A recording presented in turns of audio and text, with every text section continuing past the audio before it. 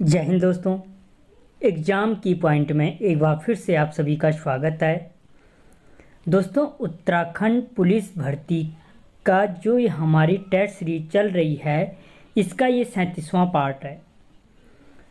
दोस्तों, इससे पहले 36 पार्ट बन चुके हैं। अगर आपने नहीं देखे तो आप चैनल की प्लेलिस्ट में जा कर के देख सकते हो। तो देखते हैं दोस्तों, आज का जो पहला क्वेश्चन है दोस्तों, कंकाली ताल के समीप बुग्याल है।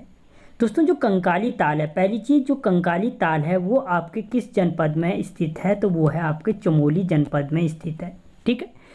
तो दोस्तों, इसके समीप बुग्याल कौन सा बुग्याल इसके समीप स्थित है? तो दोस्तों, वो है बेदिनी बुग्याल। कौन सा? बेदिनी बुग्याल स्थित है।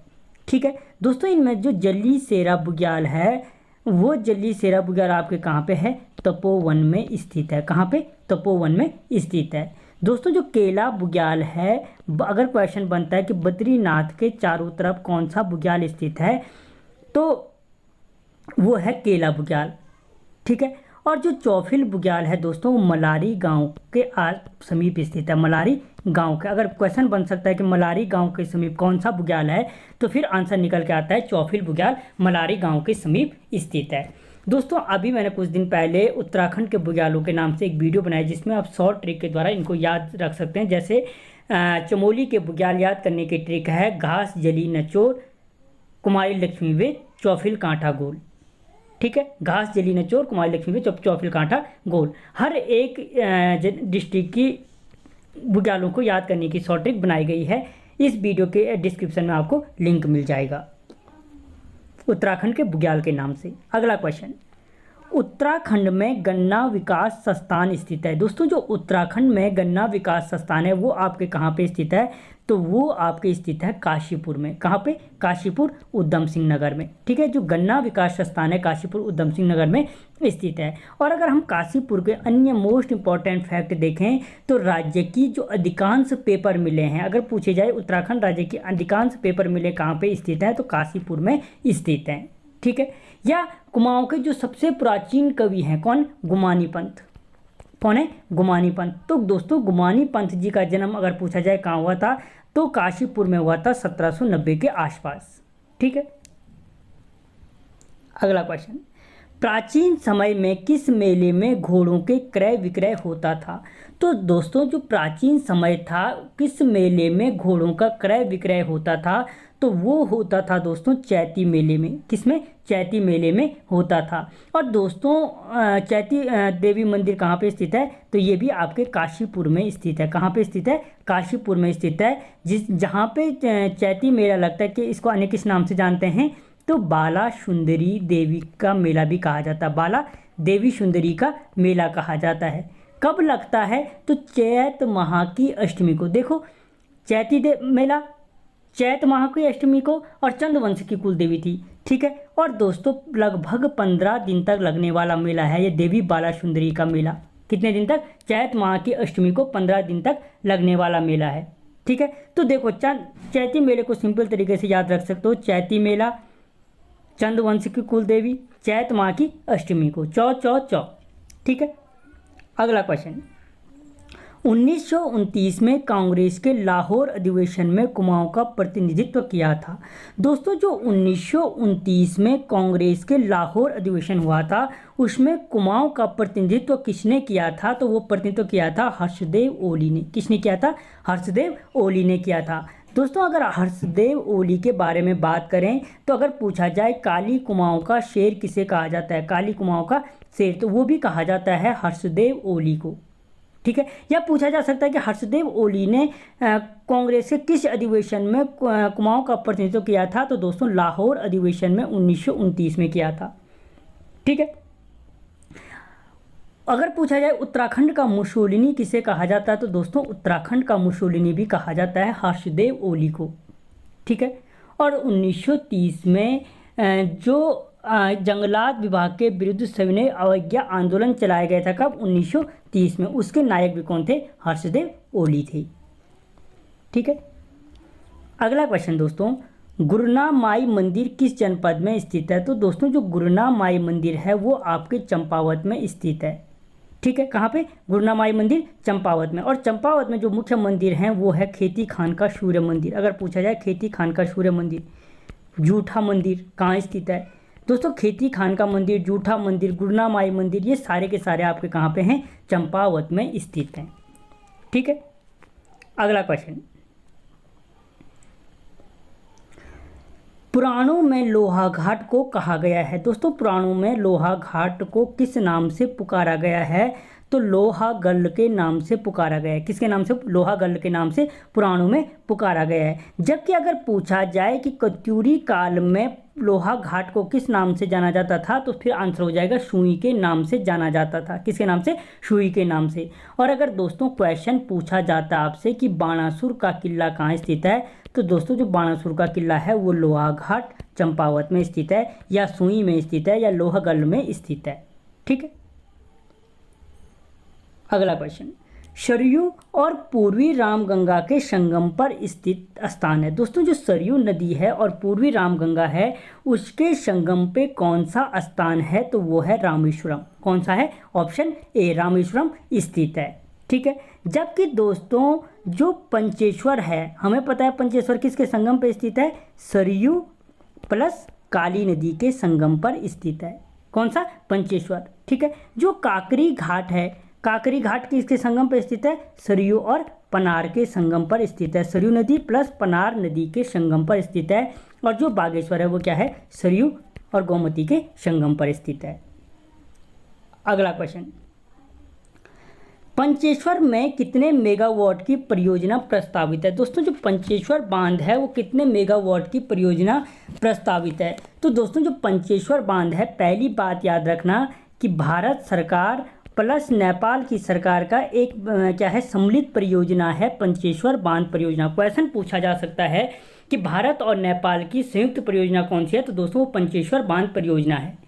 ठीक है, जो कहाँ पे बन रही है? पिथौरागढ़ में बन रही है। किस नदी पे तैयार की जा रही है? तो काली नदी पे तैयार की जा रही है। और कितने मेगावाट की परियोजना है? तो 6840 मेगावाट की परियोजना है। कितनी? 6840 मेगावाट की परियोजना है।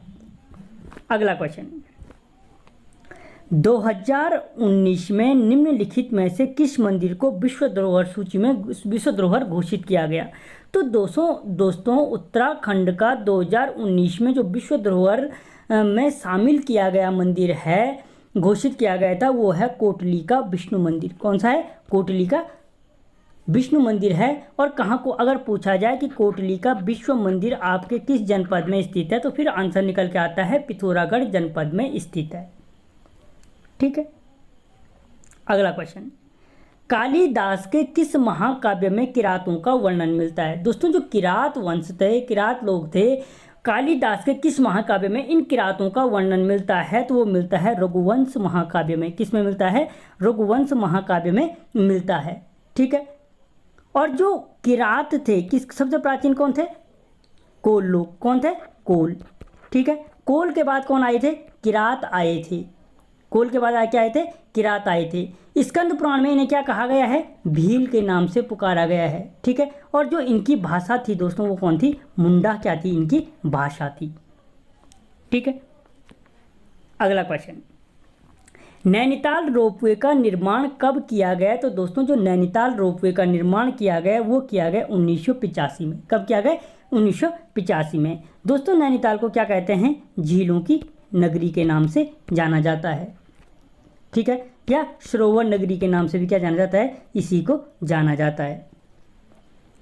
अगला क्वेश्चन, गोपेश्वर का त्रिशूल लेख किस वंश से संबंधित है? दोस्तों जो गोपेश्वर का त्रिशूल लेख है वो किस वंश से संबंधित है? तो दोस्तों वो संबंधित है नाग वंश से संबंधित है।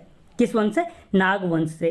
दोस्तों अगर पूछा जाए कि गोपेश्वर त्रिशूल लेख में किस लिपि का प्रयोग किया गया है, तो याद रखना ब्राह्मी लिपि का प्रयोग किया गया है। किसका? ब्राह्मी लिपि का प्रयोग किया गया है। और जो नाग वंश था इसके लगभग 4 राजाओं का वर्णन हमें मिलता है। इनमें जो सबसे शक्तिशाली राजा था, अगर पूछा जाए कि नाग वंश का सबसे शक्तिशाली राजा कौन था, तो वो था गणपति नाग। कौन था? गणपति नाग नाग वंश का सबसे शक्तिशाली राजा था।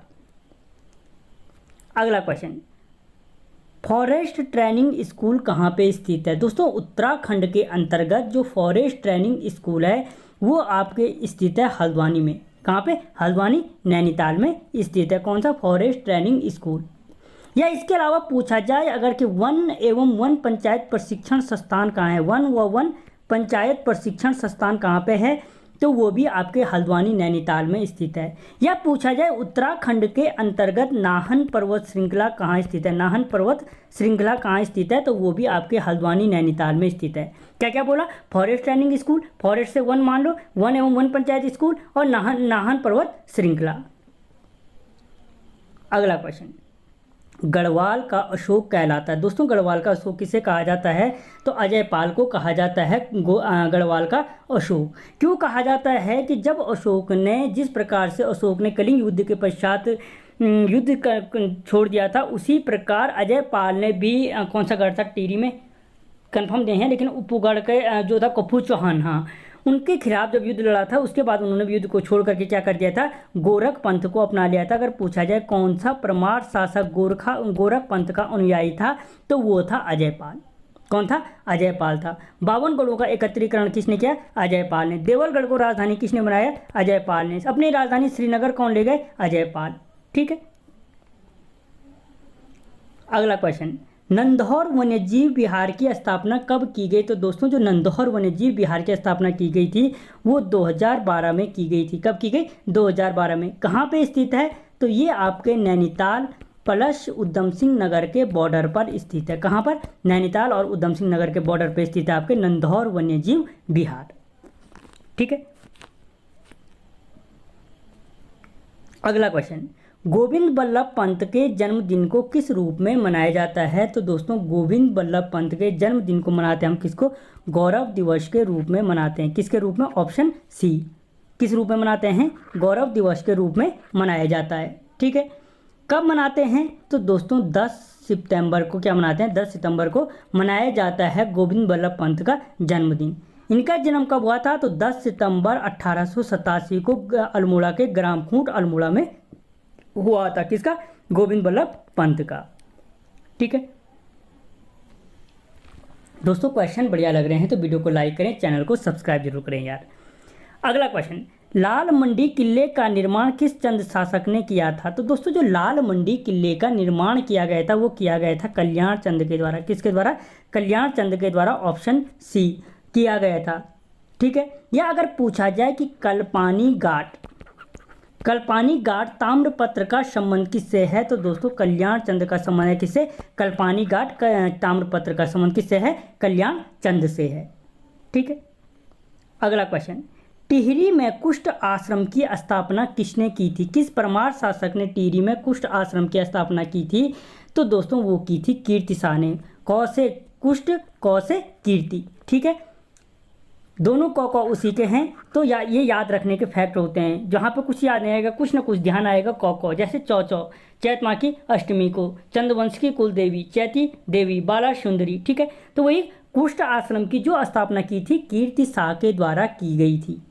किसके द्वारा? कीर्ति शाह के द्वारा की गई थी। या पूछा जाए टिहरी में नगर पालिका की स्थापना किसने की थी? नगर पालिका की स्थापना किसने की थी? वो भी कीर्ति शाह ने की थी। या दोस्तों अगर आपसे क्वेश्चन पूछा जाता है महारानी गुलेरिया किसकी संरक्षिका थी? महारानी गुलेरिया किसकी संरक्षिका थी? तो वो भी किसकी थी? कीर्ति शाह की संरक्षिका थी महारानी गुलेरिया। ठीक है दोस्तों, जनरली अभी 19वां क्वेश्चन है, लेकिन हर क्वेश्चन के साथ 3, 4, 5 फैक्ट हैं। ठीक है। अगला क्वेश्चन, गांधी जी द्वारा सर्वप्रथम कुंभ मेले में कब भाग लिया गया था? दोस्तों महात्मा गांधी जी प्रथम बार कुंभ मेले में कब आए थे? तो वो आए थे 1915 में। कब आए थे? ऑप्शन ए 1915 में। 1916 में वो कहाँ आए थे? तो दोस्तों याद रखना देहरादून में आए थे। कहाँ आए थे? देहरादून में आए थे। और अगर पूछा जाए कि गांधी जी हरिद्वार कुंभ मेले में दूसरी बार दोबारा कब आए थे? तो दोस्तों 1927 में आए थे। याद रखना। 29 में कुमाऊं यात्रा पे आए थे। 15 में कुंभ मेले में प्रथम बार, 16 में देहरादून, 1927 में कुंभ मेले में दूसरी बार, और 1929 में कुमाऊं यात्रा पर आए थे। ठीक है। अंतिम क्वेश्चन है दोस्तों, वो है गिरिजा किशोर जोशी संग्रहालय कहाँ स्थित है? तो जो गिरिजा किशोर जोशी संग्रहालय स्थित है वो आपके अल्मोड़ा में स्थित है। कहाँ पे? अल्मोड़ा में, ऑप्शन ए स्थित है, जिसे ताम्र नगरी के नाम से, बाल मिठाई के घर के नाम से, सांस्कृतिक नगरी के नाम से जाना जाता है। ठीक है, तो दोस्तों आपको क्वेश्चन कैसे लगे मुझे कमेंट बॉक्स में बताना। मिलता हूँ अगले वीडियो में, तब तक जय हिंद।